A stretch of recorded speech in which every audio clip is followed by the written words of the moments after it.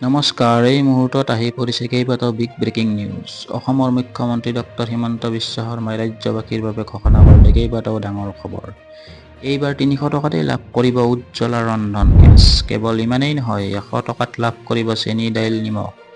লগতে ছাত্ৰসকলে ১ জানুৱাৰীৰ পৰা লাভ কৰিব বাবু আঁচনি। গতিকে শীঘ্ৰেই সাজু কৰি ৰাখক সকলো নথি-পত্ৰ। এনেকুৱা ধৰণৰ খবৰ নিতৌ পাই থাকিবলৈ চেনেলটো ছাবস্ক্ৰাইব কৰি ভিডিঅ'টোত এটা লাইক কৰি দিব।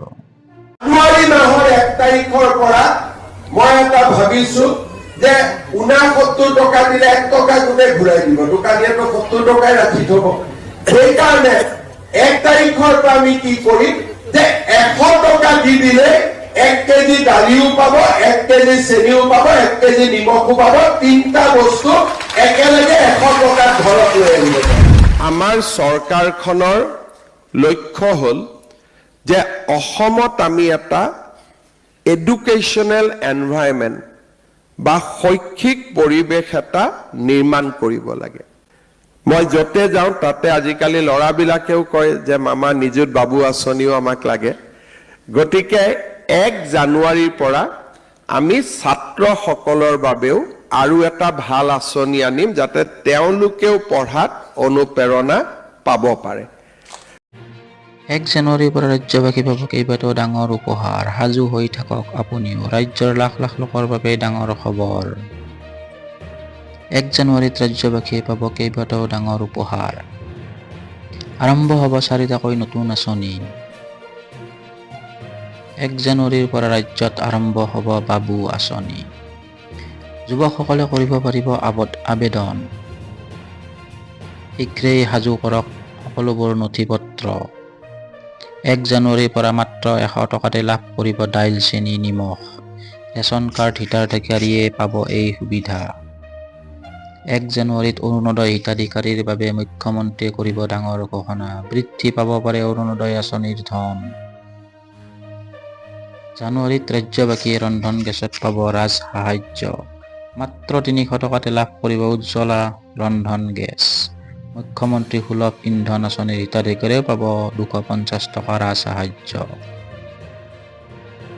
চাৰ্জশ্বিটক লৈ সন্তুষ্ট নহয় ৰবি শৰ্মা। জুবিনৰ শেষৰ ভিডিঅ'টো মোক লাগে। জুবিন গাৰ্গৰ চাৰ্জশ্বিটক লৈ সন্তুষ্ট নহয় ৰবি শৰ্মা। চাৰ্জশ্বিটখন গৰিমাই গ্ৰহণ কৰাটো মোৰ ভাল লগা নাই। যিসমূহ ভিডিঅ' ওলাই আহিল তাৰ শেষৰ ভিডিঅ' মোক লাগে। জুবিন গাৰ্গৰ সৈতে শেষত কি হৈছিল মই জানিব বিচাৰো। জুবিন অনুৰাগী বন্ধু হিচাপে মোৰ সেয়া অধিকাৰ আছে। তদন্ত আৰম্ভ নহওঁতেই আমি যি কৈছিলো সেয়া সঁচা হৈছে। নিজ হাতেৰে ডুবাই মৰা, ডুবি থকা মানুহক সহায় নকৰা সমান। মোৰ দৃষ্টিত বহুত প্ৰশ্ন, বহু উত্তৰ থাকি গ'ল। জুবিন গাৰ্গৰ চাৰ্জশ্বিটক লৈ সন্তুষ্ট নহয় ৰবি শৰ্মাই। চাৰ্জশ্বিটখন গৰিমাই গ্ৰহণ কৰাটো মোৰ ভাল লগা নাই। জুবিনৰ বিচাৰ প্ৰক্ৰিয়াৰ সবিশেষ জনাৰ পৰা বঞ্চিত হ'ব পাৰে অসম। জুবিনৰ বিচাৰ প্ৰক্ৰিয়াক লৈ 2টা বৃহৎ দিশ উন্মোচন অধিবক্তাৰ। চাৰ্জশ্বিট দাখিলৰ পিছতে অধিবক্তাৰ ডাঙৰ মন্তব্য। অসমৰ অধিবক্তা সমাজৰ সিদ্ধান্তই আনিব পাৰে বিপদ।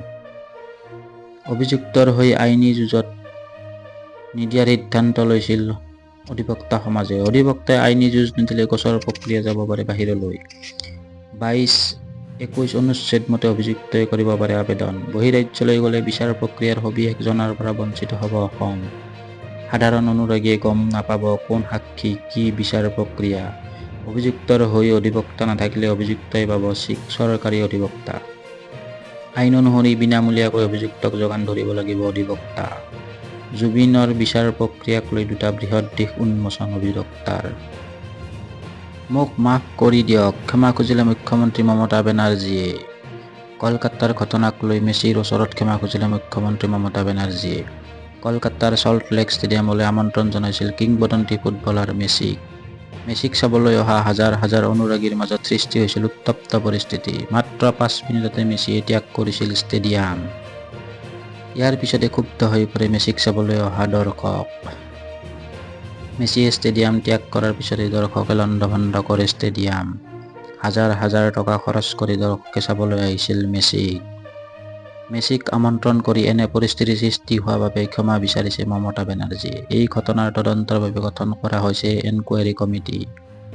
অৱসৰপ্ৰাপ্ত ন্যায়াধীশ অসীম কুমাৰ ৰয় মুখ্য সচিব আৰু অতিৰিক্ত মুখ্য সচিবক লৈ গঠন কৰা হৈছে এই কমিটি।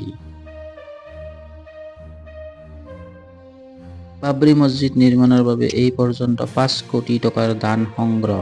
ৰমজান ৰোজাৰ পূৰ্বে মুছলমানে দেখুৱালে শক্তি। বাবৰি মছজিদ নিৰ্মাণৰ বাবে এই পৰ্যন্ত 5 কোটি টকাৰ দান সংগ্ৰহ। আধাৰশিলা স্থাপন কৰা দিনৰ পৰা প্ৰতিদিনে উঠিছে লাখ লাখ টকা। দানৰ টকা গণিবলৈ আনিবলগীয়া হৈছে মেচিন। 6 ডিচেম্বৰত আধাৰশিলা স্থাপন কৰিছিল বাবৰি মছজিদৰ। কেৱল ইমানেই নহয়, এজন মুছলমানে অকলে আগবঢ়াইছে 1 কোটি টকাৰ দান। 23 বিঘা ভূমি সামৰি নিৰ্মাণ হ'ব বাবৰি মছজিদ।